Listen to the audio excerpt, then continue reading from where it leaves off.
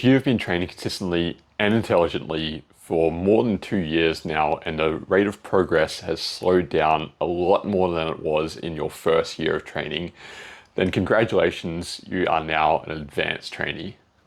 Now, before you continue watching this video, I just want to make sure that you've actually watched the beginner and the intermediate progression guides, because without them, this is pretty pointless. You're just not there yet.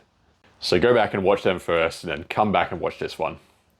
Only after you've been doing every single thing correctly as an intermediate trainee, and after a year you haven't seen progress and you haven't been meeting the guidelines laid out in the intermediate video, then you can move on to the steps in this advanced programming guide. So if you've been doing every single thing right and you are now classified as an advanced trainee, then you're in for a world of hurt. This is where things get really hard. But luckily, I am here to help guide you through the process. So let's get into it, because this is going to be a pretty long one.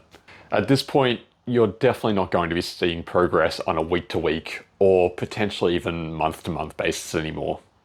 For this reason, you need to plan in your programming to allow for times to test your progression periodically. Here's a few ways to do it. The first one is to simply test your 1-rep maxes periodically, and I'll cover this more in a little bit. The second way is to perform AMRAP tests, and despite the acronym saying as many reps as possible, you don't necessarily have to push these to complete failure. You can do an AMRAP with 2 reps in reserve, for instance. All you would do is compare that AMRAP with 2 reps in reserve to either a previous AMRAP with 2 reps in reserve for the same exercise, or a future AMRAP with 2 reps in reserve for the same exercise.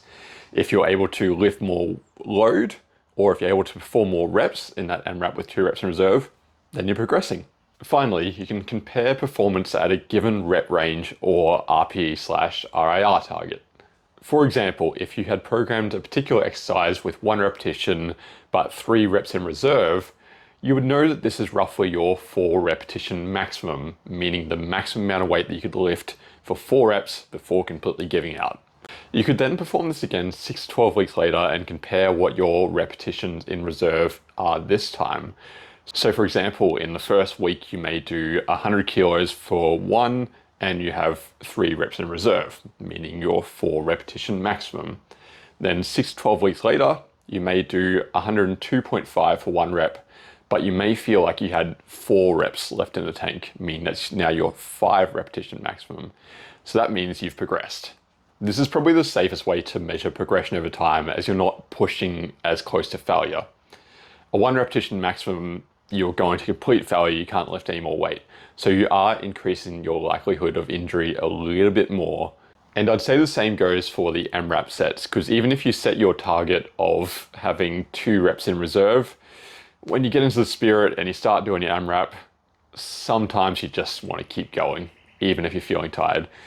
So the last one is probably the best in terms of injury prevention, but they're all valid and they all have their time and place. Personally, there's nothing I like better than doing a 1 repetition maximum, because you can really push and you get yourself in the right mindset, but choose your battle.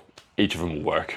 As progression comes much slower as you've been training for an extended period of time, often advanced lifters will spend a whole period of training where they just focus on increasing volume rather than increasing any weight at all.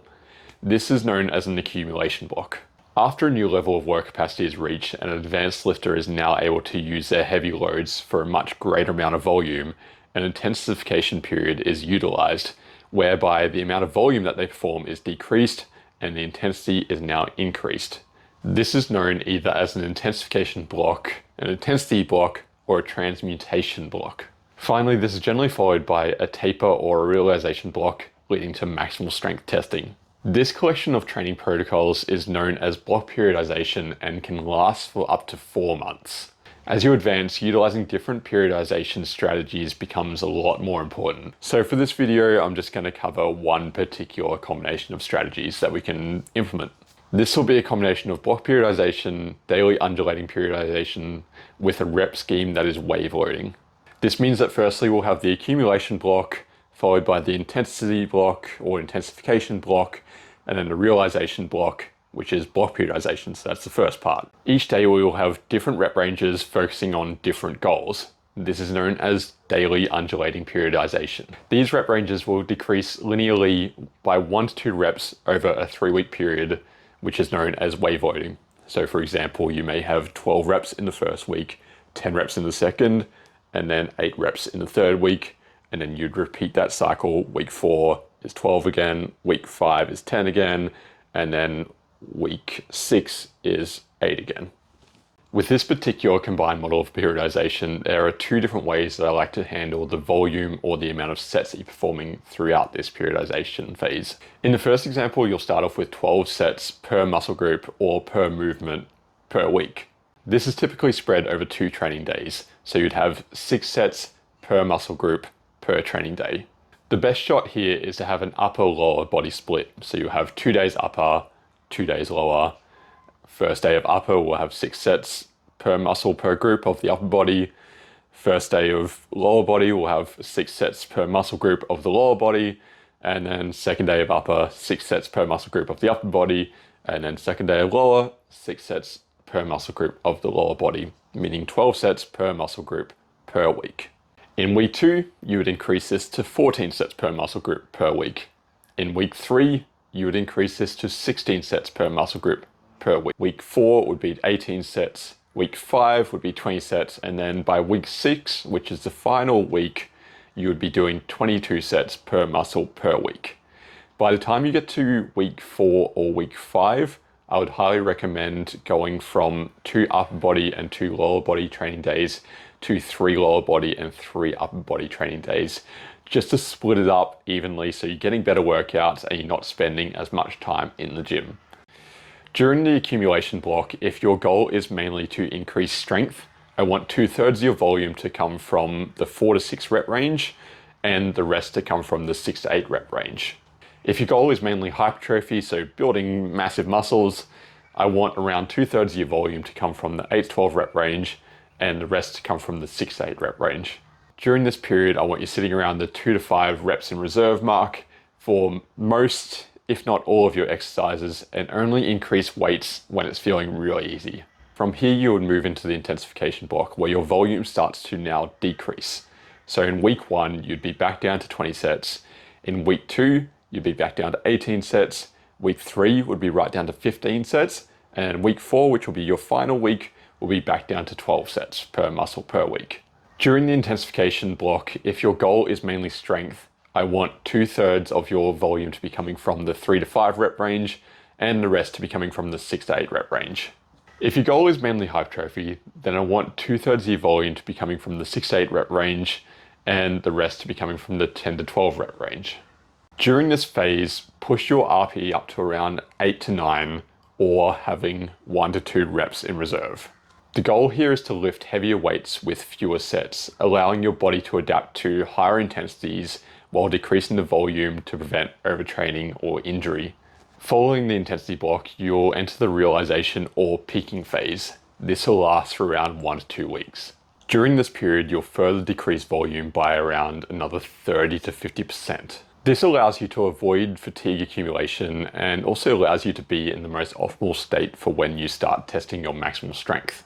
If strength is your main goal, then I want you sticking around the 1 to 3 rep range with near maximal or maximal loads. If hypertrophy is your main goal, I want you focusing on the 4 to 6 rep range. The goal here is either maximize your strength or muscle gains, getting you in the best position for when you do your maximal strength testing after this. After completing these phases, it's crucial to implement a deload week.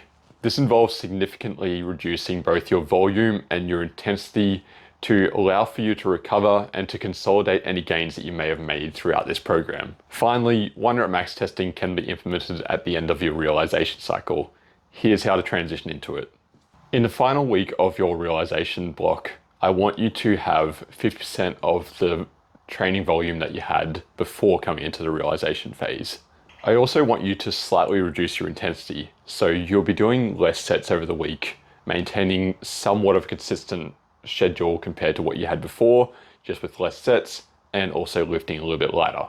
During this last week of the realization cycle, I really want you to focus on the specific lifts that you will be testing with your maximal strength testing. So this may be squat, bench press, deadlift, or whatever exercises you have chosen. Practice these lifts with perfect form and gradually work up to near maximal weights. The goal here is to feel comfortable and confident with the movement patterns while still being able to lift a shitload of weight. Finally, ensure that you have adequate rest before you do your 1 rep max or equivalent testing. This might include taking a day or two off from training, focusing on getting a lot of sleep, and decreasing any stress factors that may be in your life, if possible. When it gets to your testing day, make sure you do plenty of warming up. Gradually increase the weight that you're lifting with a few sets around the 3 to 5 rep range. So you may start off with 60 kilos and maybe move up to 100, then 140, working your weight up to the estimated 1 rep max you'll be trying to get on that day, or equivalent MRAP or whatever other testing method you're using. Just work up to the weight rather than starting with it. It's just common sense, really. Then you're done with that block period. That's it. Now remember that we are doing wave loading, so when I said things like we want to stick to the 4 to 6 rep range, it means in week 1 we do 6 reps, week 2 we do 5 reps, week 3 we do 4 reps, and then we repeat that cycle. By the time you get to that 6 rep again, so if you go 6, 5, 4, when you go up to 6 again, you should be able to lift a little bit heavier than the last time you did 6 reps. After this block's done, you may look at repeating the cycle. Maybe this time you'll change out a few isolation exercises or even a few compounds that weren't working for you or you just didn't feel comfortable doing. Try to keep at least one major compound for each of your major muscle groups though, so you are getting some consistency in movement. So for example, if you did your bench press, squat and deadlift in the last one, if you're still feeling comfortable with them, try to keep them for the next block. So that way you can measure the strength testing from the first block to the strength testing from the second block and ensure that you're progressing over time. So that was the first version of block periodization. The second version, I promise, is a lot more simple and it's just 2 and done. It's just 1, 2 versions and then we're done with this video. Almost there, I promise. In this second version of block periodization, during the accumulation block, rather than trying to increase the amount of sets you're performing each week, you would just maintain. You would choose a certain amount of sets and you would keep that for the whole block. This would come from the first time you did the other block. So throughout that block, you should have figured out where you were responding best, what you felt comfortable with, and where the point was where you started to really feel fatigued. So for example, you might pick 16 sets per muscle per week because you noticed really good progress at that amount. You felt like you weren't too fatigued and you could see improvements in your strength over time while you're at the 16 sets, even though you're only at it for 1 week. But if you felt good at that amount, that's probably an appropriate starting point anyway. You would then keep this volume throughout the whole of the accumulation block. Once it gets to the intensification block, you can either keep the same if you're feeling really great, or you can decrease it by 2, 4, 6 sets, whatever you feel like you need to be able to get the most out of your intensification block. If you're starting at 16, dropping down by 6 sets might be a little bit too much, but if you drop down to 12 sets per muscle per week during your intensification block, that's fine. After which, the realization block just becomes the exact same as with the first example of block periodization, so no changes with that one. If you're new to structuring your periodization like this, or just haven't even done periodization at all before, then I'd recommend starting with the first version of block periodization and then moving on to the second. The reason for that is during the first one, we're increasing sets each week so you can kind of get a feel for, as I said before, you can get a feel for where you're feeling good, where the fatigue starts to get too much, and then you can use that amount for the next version of block periodization. If you are doing that first version of block periodization, make sure you take very fine note of how your body is feeling throughout the whole program. This way you can think, oh, okay, I've done more than 16 sets this week and my shoulder's feeling pretty beaten up. So maybe more than 16 sets for shoulder exercises is just too much for me right now. In the same respect, you may get up to 20 sets on your legs and still feel amazing. So try 22. Each body part is going to be a little bit different, so you just have to feel it out over the long term and see which body part responds best to which amount of volume. From here, I tend to keep things pretty simple. You just start to refine each program, changing out a few exercises that aren't working for you anymore, maybe trying a few new isolation exercises. Doesn't have to be complicated. Just find the amount of sets that are working for you, choose the exercises that you like, the ones that you feel like you're getting stronger from week to week, or not even week to week, but over a few months, you feel like you're getting stronger, and ones that you enjoy doing. Then once you start to stagnate, let's say you're doing the 16 sets of everything again, you start to stagnate in your growth, your strength is no longer going up. First, we look at external factors. How's your sleep going? How's your stress going? Are you eating in a calorie surplus? Are you having enough protein?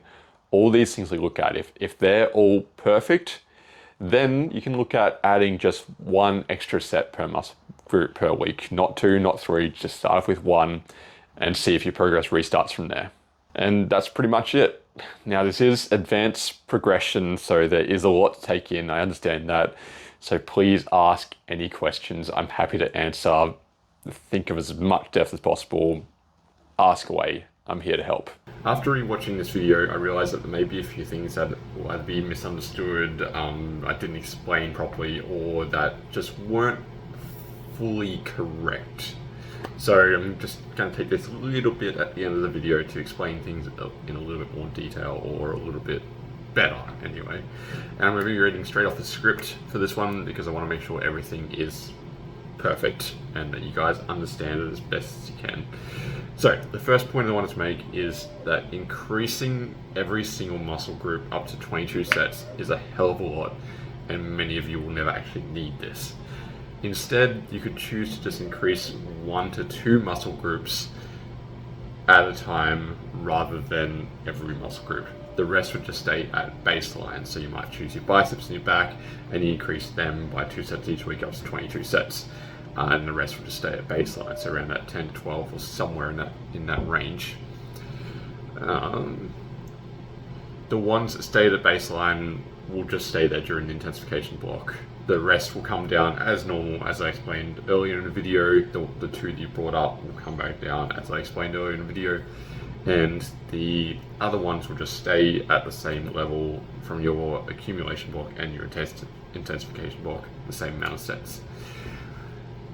From that, if you move into your next accumulation block after doing the full round, you may then choose 2 different muscle groups you want to increase. Each time you'll be gathering feedback, gathering data, figuring out which muscle group is responding best to which amount of volume. Number 2, you do not need to be 100% strict with the progression that I have mentioned in the video. By this I mean, if you get to 16 sets and that's feeling like a lot, then just stop there. You don't have to keep pushing up to 22 sets. Remember that this can be independent for each muscle. So if you're crazy enough to increase every muscle group at the same time, then take note of each muscle group each week. You may end up finishing, so take note of how they're feeling, because you may end up finishing the accumulation block with your biceps at 22 sets, your legs at 14 sets, your chest at 16 sets, and your back at 20 sets or something like that. Number 3, you also don't have to increase by 2 sets every week. Maybe you just want to start your first accumulation block increasing by 1 set each week, and this is fine too. This in total is such a nuanced topic, and if I was going to fully cover every single different scenario that's possible in one video, then I'd be here all week. But hopefully this video and this little bit extra at the end here will give you enough information to help you get started and make sure that you're progressing how you should be. Please feel free to ask any questions, because as I said, it's a nuanced topic. It's going to be a bit different for everybody, and it's easier if I can help you all. Well, it's not easier, but it's better if I can help you all individually.